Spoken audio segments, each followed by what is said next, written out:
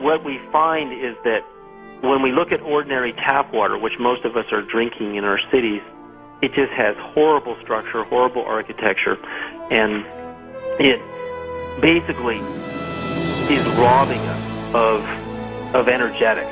音楽は心臓そのものですから、その音楽を水に浮かせる。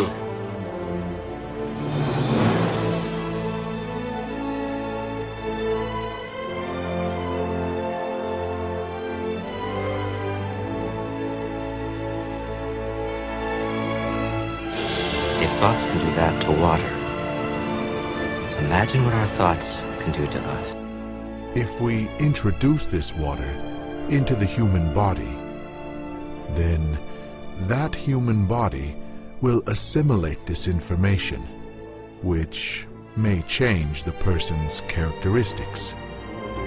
Intellectually, at the level of thoughts, a person who sends negative thoughts is polluting his own water, of which his body is 75 to 90% composed. Most studies done into the frequencies of cancer viruses and other diseases in the body, there is a disharmonic. There's a disharmonic energetic. The positives on using restructured water on the human body are miraculous. For example, Perla, an immunologist in Nevada, shows us an example on Water, the Great Mystery, where we take a person with heart disease and she shows all the blood cells are all stuck together and it's almost like they can't breathe, they're suffocating. And she gives the patient a small glass of restructured water and then tests their blood only 10 minutes later. This shows you how fast this can happen. And 10 minutes later, under the microscope, the same person's blood is now all buoyant. There's electrical static charge around every blood cell. None of them are stuck together. They're all floating around. And they can breathe again, which means the body can heal. Other people say that they have put an intent into the water to preserve the cut flowers and they do not wilt. Others say they use them to make their growing flowers bloom brighter.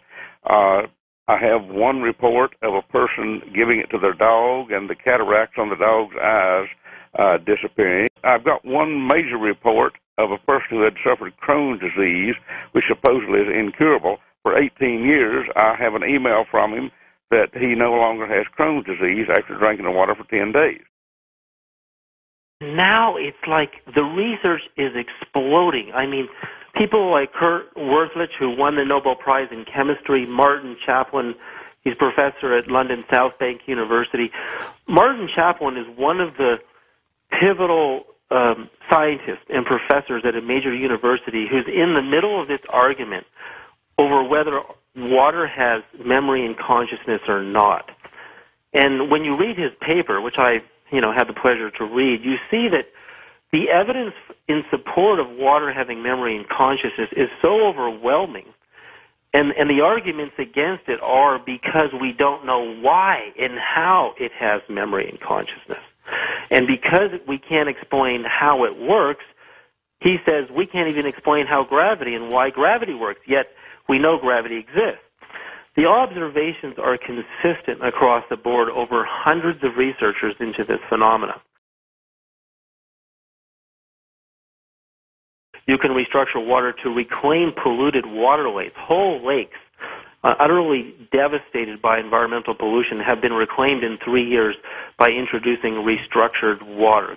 Everything not only has structure, like water has structure and memory in a sense, but what if there are actual pictures and memories in the water, just like our heads, our brains, as Kurt Worthlage says, the Nobel Prize winner, your head is full of water, which is that where the memories are.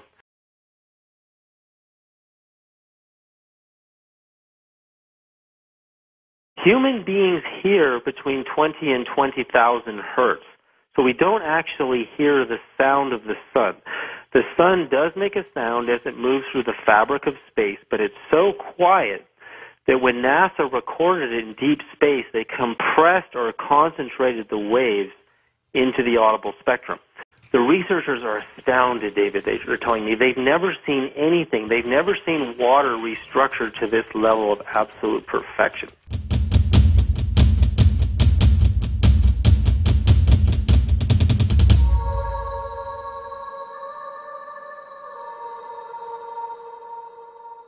it is so incredible. When I got the photograph, and they just gave it to me recently, and the energetics data, which apparently was off the chart. There was no technology, there was no system known to humanity that could restructure water to the level that this sound could do.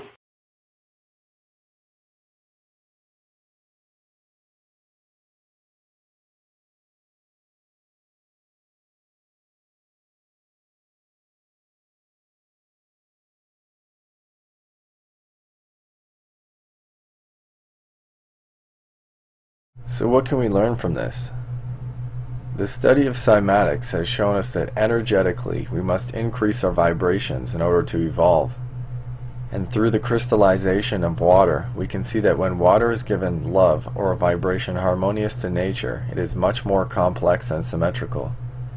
From this we can conclude that nature itself is love, and that love is the key to increasing our vibrations, thus furthering our evolution.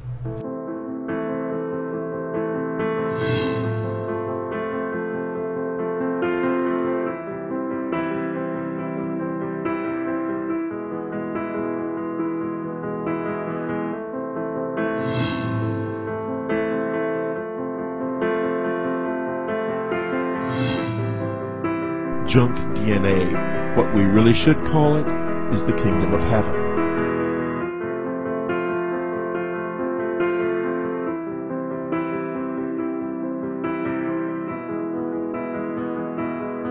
Now we know, our own researchers have validated that what we've always believed was a fixed code of DNA is not fixed. We live a variable code of DNA.